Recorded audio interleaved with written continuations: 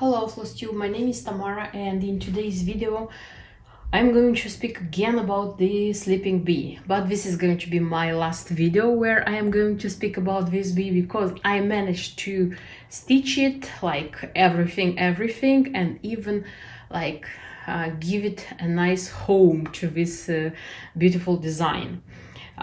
So for those who didn't watch my Bee Mania video where I presented this chart as like a new chart in my stash, so this is a chart designed by Janine McGowan, called Sleeping Bee, and Janine McGowan is releasing her charts under the brand Blue Flower. This one is a quite new release. It was in the second half of the 2019. It seems to me it was even autumn or the beginning of winter, I'm not sure, but it's quite how do I say, recent released chart. I fell in love with this chart, with this bee from the very beginning. I tried not to buy it, but this spring I bought it and I already stitched it. So in this video I would like to present you the process of stitching and what till the end I have done with it. This is my progress like concerning this project. This is the Sleeping Bee by the Blue Flower. I already managed to stitch the bee, the main character of this story. It is being stitched like quite quickly because there are no many colors, like many threads, and every stitch has to be done completely, because just in this way we can like have the gradient. We can see the hand dyed thread like comes from lighter to darker and so on and so forth. The interesting thing is that I haven't noticed here in the instruction how many threads to use. I'm stitching like using 2 threads because I'm stitching on 36th count, but originally they recommend to do it on the 40th. So I'm stitching in 2 threads. I hope I'll have enough threads until the end of the project. Okay, and I'll let you know with my future updates on this project. I wanted to show you what progress I have on this work. So this is the Blue Flower. This is the Sleeping Bee from the Blue Flower, and since I have showed you just the bee that was stitched, I can show you that I have quite a lot. I would say it's more than a half, because what I have left actually are these like 2 bee houses here and here with snow on top, and these 2 branches. They are identical, and that's it. So I have stitched almost everything.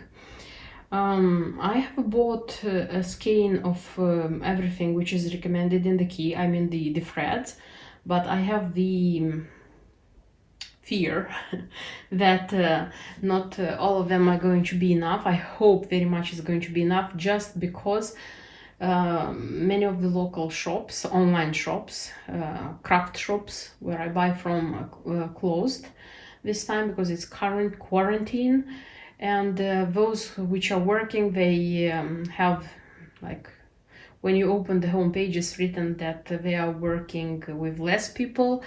They have a lot of orders.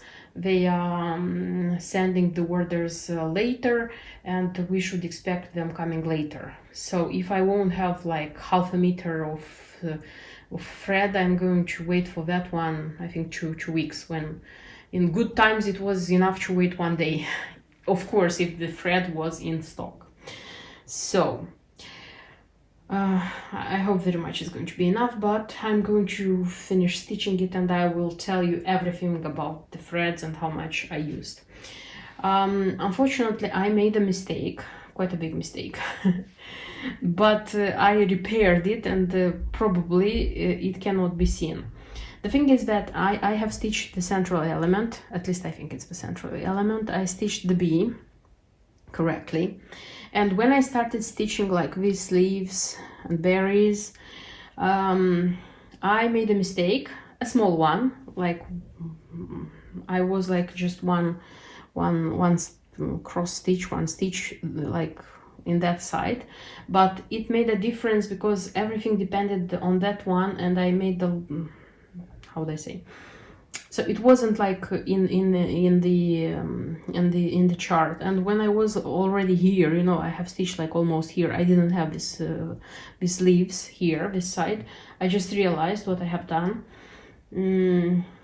It's my fault because I started like watching the third season of Ozark, the series on Netflix.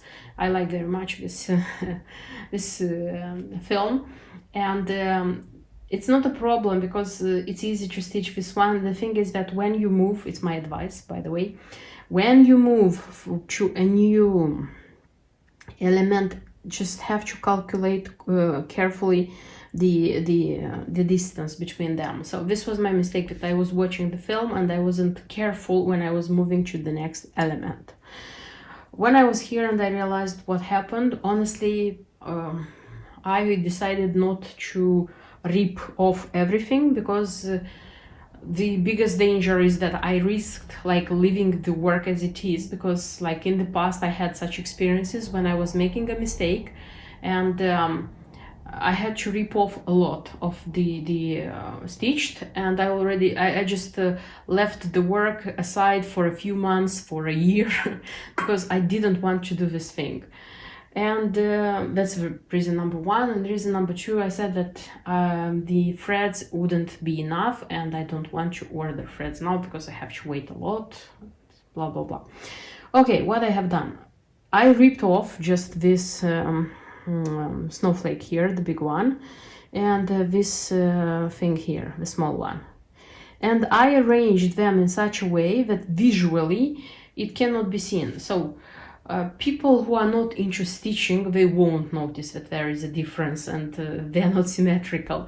People who are stitching, maybe they will see, but they'll have to look carefully to see. I'm sure about this.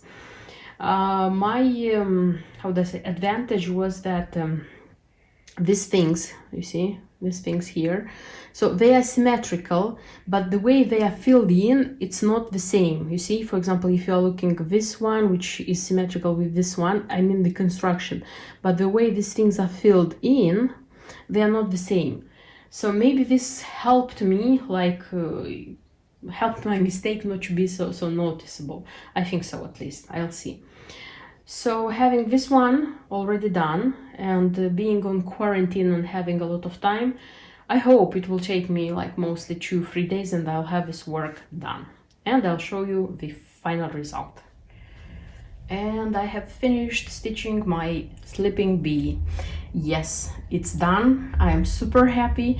It was a pleasure to stitch this design. I was posting like pictures of like the work in progress on my Instagram account. By the way, you can find this that account, my Instagram account, in the info box, because I try to be active there as well. And a lot of people, a lot of stitchers liked this design. And you know, it was interesting because like after stitching half of it, I was so eager to finish it. I liked so much the process. It was so like addictive, I would say. So I just stitched it in a breath, and I thought I finished it. It gave me some, how would I say, emotions. I don't know if it's correct to say so, because till the end I was not sure that I will have enough threads. So I bought the threads according to the key, the hand-dyed threads, and this is what I have left with. I'll just show you and you'll see by yourself. So I would remind that I stitched on the 36th count, but originally it's recommended 40th. So if you stitch on the 40th count using 2 threads, so it's going to be enough for sure. If you are going to stitch the 36th, it's going to be enough, but some of the shades you'll have little leftovers. It depends how economically you stitch and how much thread you use while stitching. But if you start or try stitching it on a bigger count, like 32nd, I am not sure if you are going to have enough threads. So For example, classic color work, lunar eclipse, look. So I just kept them to show you how much I have left. Heirloom gold from the Gentle Art, just this one. Chamomile from the Gentle Art, just this one. Weeks Day Works, Juniper, just this one. What else? Whitewash from Weeks Day Works, just this one. And then I have like 4 of them, which more or less, so 5 of them were used, almost all of them. The biggest leftover are on Weeping Willow by Classic Color Works, also on Crystal Lake by the Gentle Art, as well Onyx by Weeks Day Works, and like kind of 50-50, it's Blackboard from Weeks Day Works. So be careful how you stitch if you want to have enough threads. The work is done, and what about the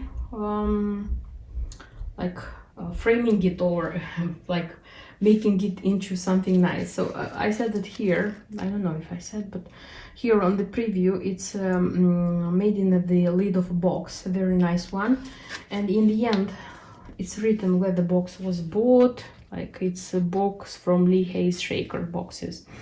And the pom-pom, which is pom-pom trim, which is used here, it's from Lady.Creates.